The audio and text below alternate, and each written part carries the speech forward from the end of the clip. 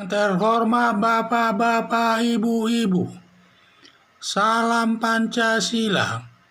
Bapak-bapak, Ibu-ibu yang melihat video saya ini, tolong jangan lupa subscribe, like, dan di-share. Sifatnya gratis.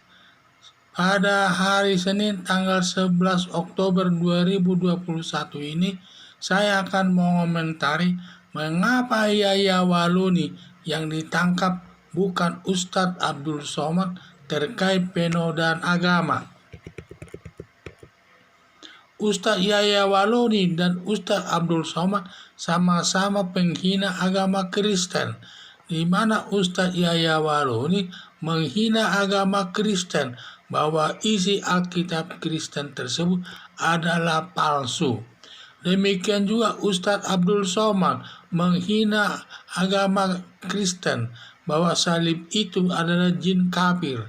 Tetapi yang ditangkap dan ditahan hanya Ustadz Yahya Wahloni, sedangkan Ustadz Abdul Somad tidak ditangkap dan ditahan dan berada di tengah-tengah masyarakat memberikan ceramah-ceramah di masjid-masjid seluruh Indonesia. Timbul pertanyaan, mengapa Ustadz Yahya Wahloni ditangkap sedangkan Ustadz Abdul Somad tidak ditahan? Karena 1A, Ustadz Yahya Wahloni tidak besar pengaruhnya di tengah-tengah masyarakat dan pada waktu ditangkap tidak ada yang mendampinginya, bahkan yang melihatnya pun di tahanan tidak ada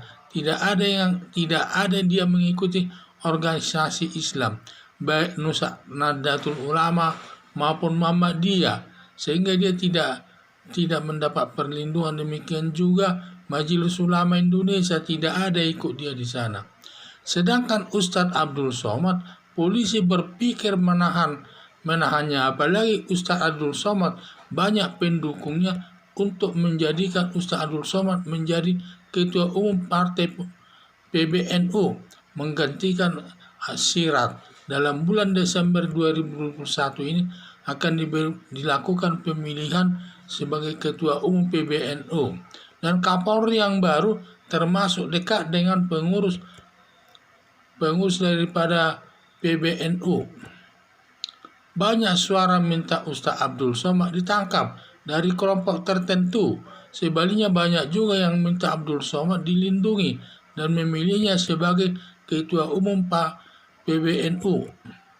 Berdasarkan informasi tersebut, diduga Ustadz Abdul Somad kecil kemungkinan ditangkap polisi. Harapan saya, polisi apapun alasannya berdasarkan asas equality before the law atau persamaan hak di depan hukum, siapapun yang melakukan kejahatan, penghinaan, baik dia pejabat tinggi, pengusaha besar, tokoh agama, ustadz, orang biasa, harus dituntut di muka pengadilan sesuai perbuatannya. Berdasarkan asas equality before the law, polisi harus menangkap Ustadz Abdul Somad dan ditangkap dan ditahan dan diproses sesuai hukum yang berlaku, supaya hukum itu adil tengah-tengah masyarakat dan tidak boleh ada diskriminasi di tengah-tengah masyarakat dalam menangani perkara. Sedangkan Ustadz Yahya Wahloni ditangkap, sedangkan Ustadz Abdul Somad tidak ditangkap, berkeliaran di tengah-tengah masyarakat dan memberikan ceramah di mana-mana di seluruh Indonesia ini. Hal ini merupakan tindakan diskriminatif, tidak bertentangan dengan asas equality before the law, persamaan hak di depan hukum. Padahal negara Indonesia adalah negara hukum, di mana hukum itu adalah sebagai panglima dan yang tertinggi. Maka semua permasalahan itu harus diselesaikan lewat hukum. Maka berdasarkan hal tersebut, seharusnya polisi harus bertindak tegas kepada Ustadz Abdul Somad dan menangkap dan menahannya dan diproses sesuai dengan hukum yang berlaku.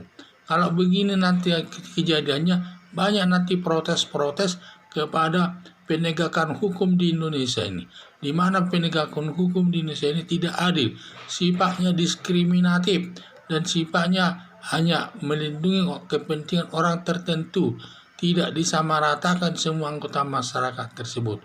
Dan hal ini saya lihat banyak terjadi di tengah-tengah masyarakat.